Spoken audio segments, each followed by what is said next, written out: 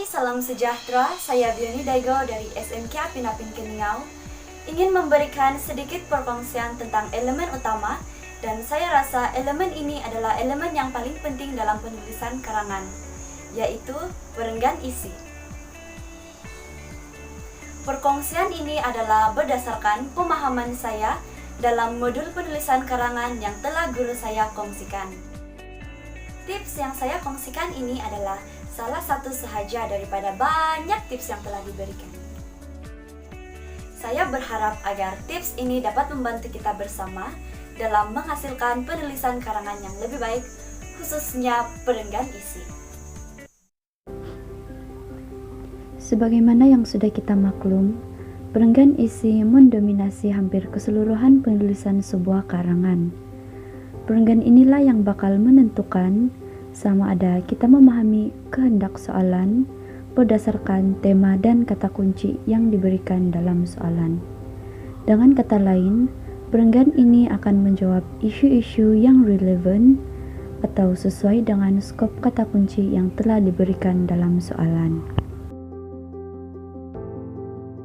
Umumnya, terdapat 5 elemen asas atau boleh kita katakan sebagai jenis ayat yang perlu ada dalam penulisan perenggan isi, yaitu ayat topik, ayat huraian, ayat contoh, ayat kesan, dan ayat penegas. Ayat topik. Ayat topik mengandungi jawaban kepada kehendak soalan. Ayat ini perlu menyatakan isi penting yang dapat menjawab kehendak soalan yang diminta oleh kata kunci soalan. Ayat ini sangat penting karena bukan sahaja penentu untuk melihat sama ada penulis memahami kehendak soalan, tetapi juga menjadi titik pusat kepada penulis untuk menulis huraian selanjutnya. Elemen yang seterusnya ialah ayat huraian. Pada dasarnya, ayat huraian berfungsi untuk menjelaskan secara lanjut tentang isi penting yang telah dinyatakan dalam ayat topik. Dengan kata lain, ayat-ayat ini bukan sahaja berperanan untuk menjelaskan secara terperinci tentang ide utama atau isi penting yang diutarakan dalam ayat topik. Bahkan, ayat huraian memberi isi-isi sokongan agar huraian lebih jelas dan bermakna. Elemen yang selanjutnya ialah ayat contoh.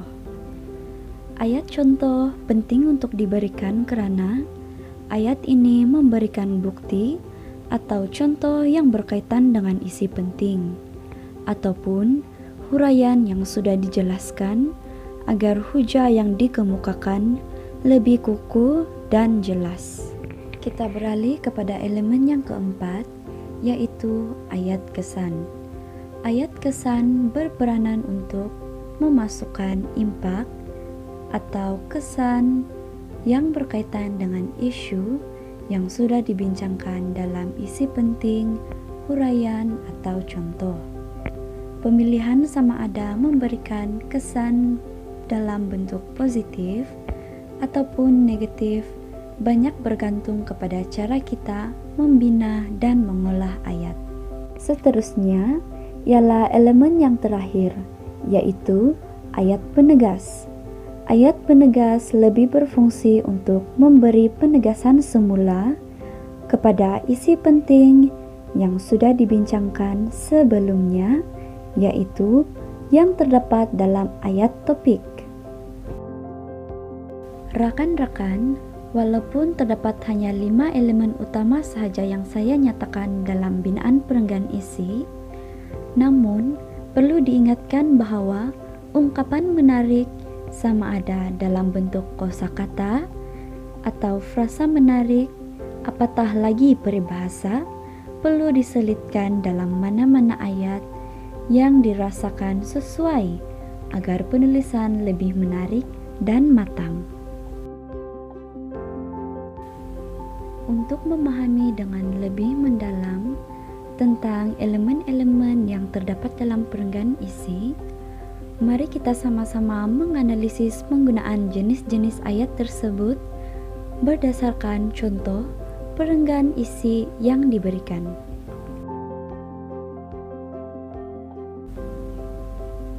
Untuk pengetahuan rekan-rekan, soalan ini sudah dianalisis oleh rekan saya, Lawrence, dalam video teknik TIK dalam menulis perenggan pendahuluan.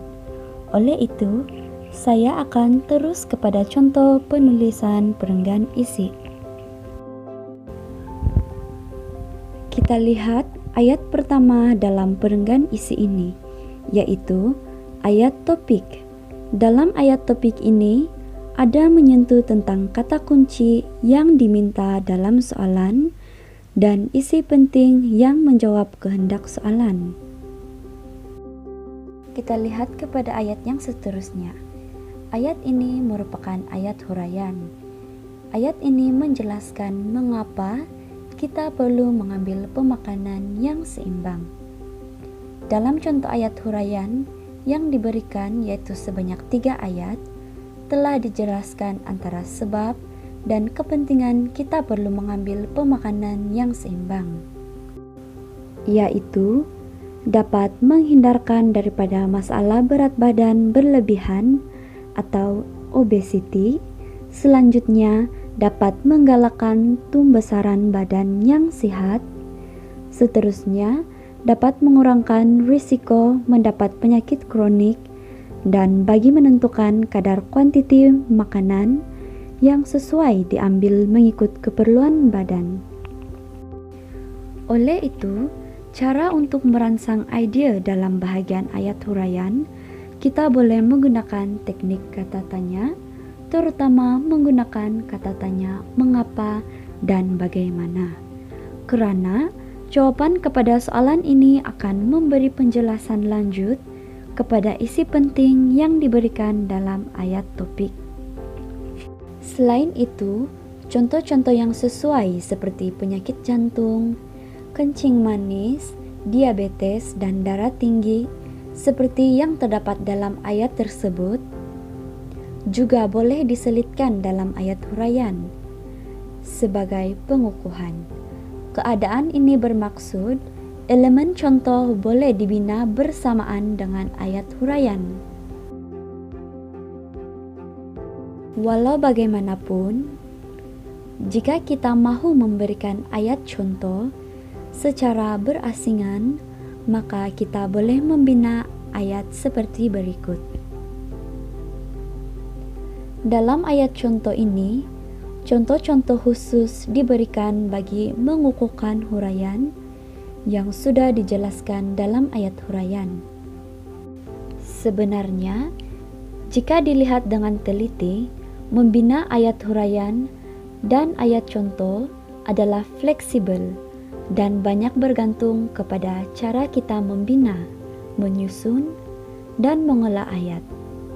Bagi mendapatkan ide pula, kedua-dua elemen ini boleh dirangsang dengan menggunakan kata tanya mengapa dan bagaimana. Hal yang sama turut boleh dilakukan dalam membina ayat kesan. Dalam contoh yang diberikan, ayat kesan telah diambil dari sudut positif, yaitu jika kita mengambil pemakanan yang seimbang, maka kita dapat mengekalkan kondisi kesehatan badan dan menghindarkan daripada pelbagai jenis penyakit yang membawa maut. Sementara itu, seperti yang sudah dinyatakan sebelum ini, ayat penegas lebih berfungsi untuk memberi penegasan semula kepada isi penting yang diberikan dalam ayat topik, diikuti dengan penegasan keseluruhan ide penulis dalam perenggan isi tersebut jika bersesuaian. Secara keseluruhannya, jika kita mahu mengingat elemen-elemen yang diperlukan dalam perenggan isi dengan lebih mudah, rakan-rakan boleh membina akronim sendiri berdasarkan 5 elemen tersebut, yaitu ET, ayat topik, EH, ayat huraian, EC, ayat contoh, eke ayat kesan, epi ayat penegas. Sebagai tambahan, untuk merangsang ide, kita boleh menggunakan teknik ambik, yaitu E untuk apa, M untuk mengapa, B bagaimana, dan K untuk kesan.